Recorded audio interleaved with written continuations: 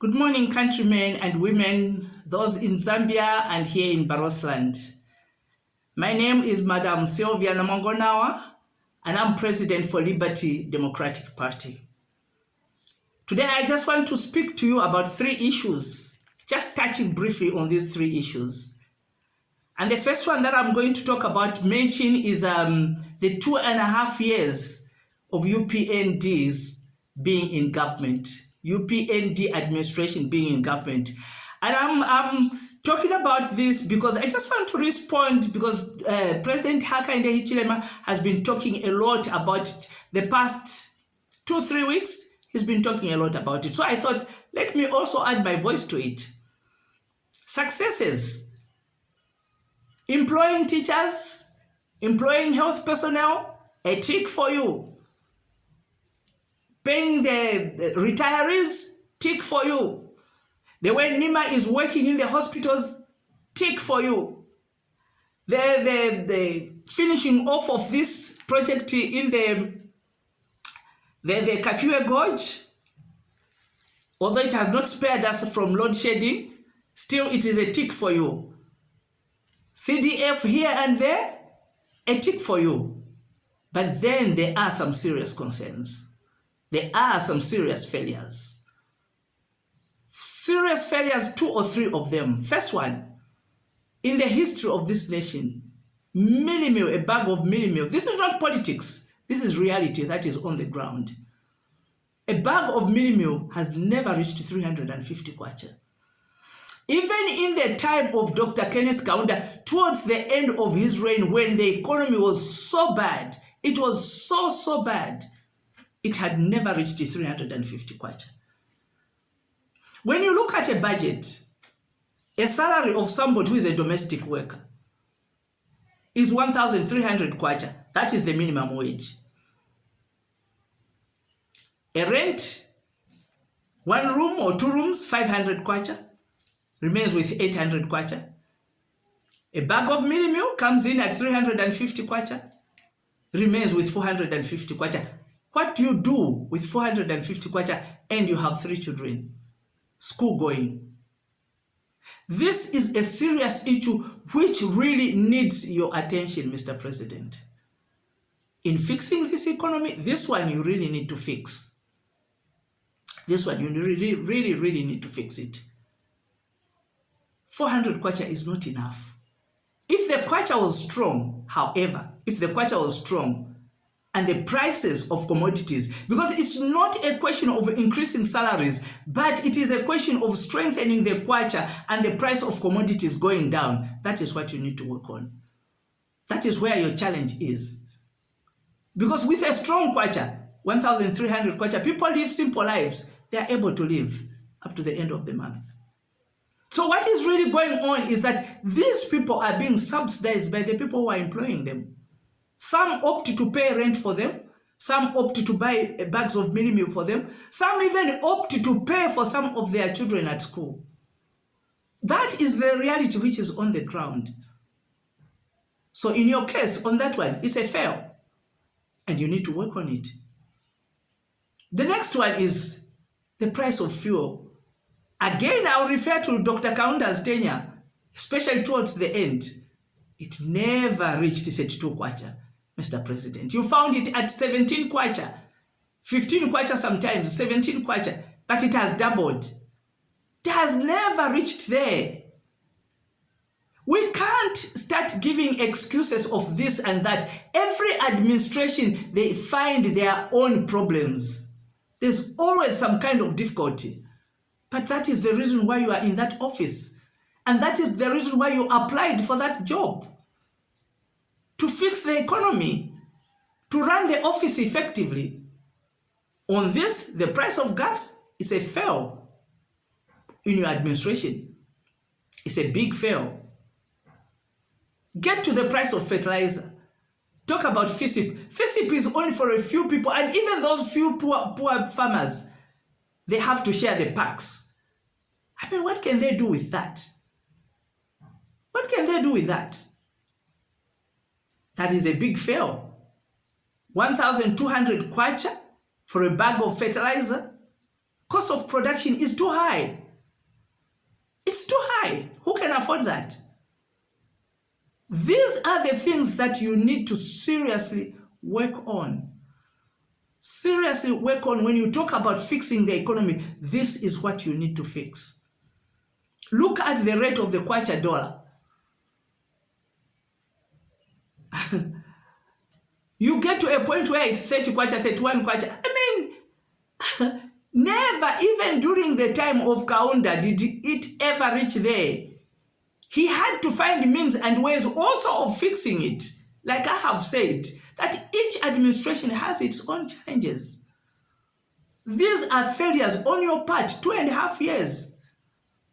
Bag of minimum has doubled. Your 2.5 years. Cost of fuel has doubled. Your 2.5 years. Cost of bags of fertilizer have trebled. Your 2.5 years, Mr. President. You need to really sit down and think about this and think of how you are going to fix this. The second thing I'm talking about is the debt restructuring. You see, I have been a bit quiet about the debt restructuring. I listened to the submissions of Honorable Musokotwane, the Minister of Finance and Planning. I listened to his submissions. I studied his submission. I looked around for other people's submissions, their comments. I studied them as well. And I looked at it, I thought, this is too sophisticated for the Zambians. This kind of presentation is too sophisticated for them. So I decided, let me simplify it a bit for the Zambian people and the people in Barosland so that they know what this debt restructuring is talking about and how far it is taking us. So what did I do? All I did was take the English out of the maths. So take the maths, bring the figures forward. Leave the English out because the English makes it too sophisticated and complicated. People cannot understand that. So in short, the external debt that Zambia is owing is $6.3 billion. The committee, it's Germany, it's France, it's China. South Africa was also co-chairing. I think they were trying to help us. $6.3 billion is what we owe as the external debt. And then you have the bond holders. Now, the bonds are those investments where people want to do savings. They buy bonds from the government. So it's some kind of saving. But even those, the government owes the bond holders $3.8 billion. There is another debt which is out in I think that one is a domestic debt. It's also $3 billion. So that one we are not even going to talk about. We are going to talk about the bond holders, which is $3.89 billion, and our $6.3 billion external debt.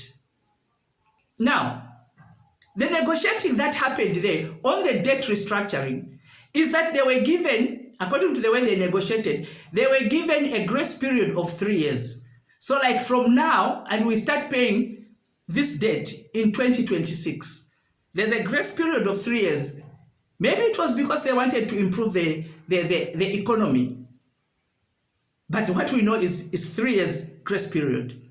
So from 2026, there's a 10-year period where we are paying $107 million per year for 10 years. So that one takes us from 2026. That is what the country is paying. I haven't even touched the bondholders, the 3.8 billion for the bondholders. No, I'm just going to talk about the external debt. Why am I so concerned about the external debt? Because the external debt, it meant that China was eyeing our ZESCO, that they wanted to take our ZESCO because we owe them. So that's why I'm concentrating on the 6.3. I want you Zambian people and you people in Barosland to understand these figures and the state of affairs and the debt restructuring, what it is. Simple terms, just figures. So 6.3. So from 2026 to 2036, 10-year period, we are paying $107 million per annum. And that one is just the interest that has been charged on the $6.3 billion. That's the interest. Now, the interesting part there is This debt, if we default, it gets to 2036, we pay that. After 2036, that's when we start now looking at the principal amount, which is $5.5 billion. That's when we start looking at the principal amount, which will stretch, it's given another 11 years. So in the 11 years, it stretches to 2043. Now, if we default there that we are not paying according to the agreement, it will stretch up to 2048. And the interest rate will change from 0.5 to 2.5%. I hope that is not too much jargon. This is just maths, figures. So looking at it, realistically speaking, looking at it, this debt is extending up to 2048. Everyone and anyone knows who's doing business or who's done economics, just understanding these simple figures, that any long-term debt is very expensive. Long-term debt is expensive. All Zambians understand it because we all know Kaloba. We all know Kaloba. Kaloba does not come to an end. Every time you default, there's a penalty. Every time you default, there's a penalty. Doesn't come to an end. Doesn't come to an end. Now look at this. 2026, it's an election year. It's an election year. This is very interesting. It's an election year. We are hoping that President Hakainde Hichilema will retain the presidency so that he can pay back this debt which he has negotiated. So 2026, that is when now we start paying that interest, $107 million per year, up to 2036. That 10 years, by 2036, President Hichilema will not be in office because his tenure of office, if he wins the election in 2026, 2031, that's it. He will be a statesman. He will be the father of the nation. He will not be actively in the office. But that is when, in 2036, that is when now we start paying the principal amount, the $5.5 billion. So who's going to pay it? Who is, Mr. President, who are you leaving this debt to? Who are you leaving it for? When you say you are fixing the economy and restructuring the debt, you must do it within your tenure of office. You can't leave it for somebody else. Even if you leave it for somebody else, let it be that 75-80% of it has been repaid and you are remaining with 20%. Then you can say, my friend, you can take over this 20%. President Mwanawasa, the late President Mwanawasa, may his soul rest in peace. He fixed the debt. Him and his team went to negotiate. And I think, Honorable Msokotwani, you were also in that team. Went to negotiate. They were given conditions to reach hipping point. President Mwanawasa came back and told us, let's tighten the belts. Belts were tightened. We reached hipping point.